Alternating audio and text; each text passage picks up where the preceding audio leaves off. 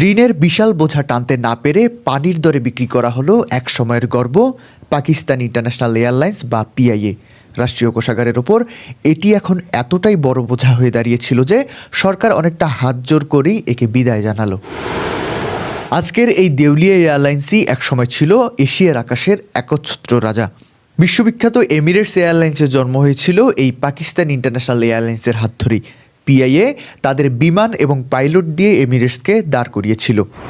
এমনকি সিঙ্গাপুর এয়ারলাইন্সের আধুনিকায়নে ছিল তাদের অবদান। তাদের স্লোগান ছিল great people to fly with, যাদের আভিজাত্য দেখে ঈর্ষা করত পশ্চিমা বিশ্ব। কিন্তু রাজনীতির কালো ছায়া আর দুর্নীতির উইপোকায় ধীরে ধীরে খেয়ে ফেলল এই সোনার ডিমপাড়া হাঁসটিকে। ভুল ব্যবস্থাপনা, অতিরিক্ত কর্মী নিয়োগ আর বিশ্বের বুকে তোলপাড় ফেলা ভুয়া পাইলট লাইসেন্স কেলেঙ্কারি, সব মিলিয়ে পিআইএ পরিণত হয় এক সাদা হাতিতে। ইউরোপ আমেরিকার আকাশে নিষিদ্ধ হয় তাদের ডানা। সেবার মান কমতে কমতে এমন তলানিতে ঠেকে যে যাত্রীরাও মুখ ফিরিয়ে নেয়।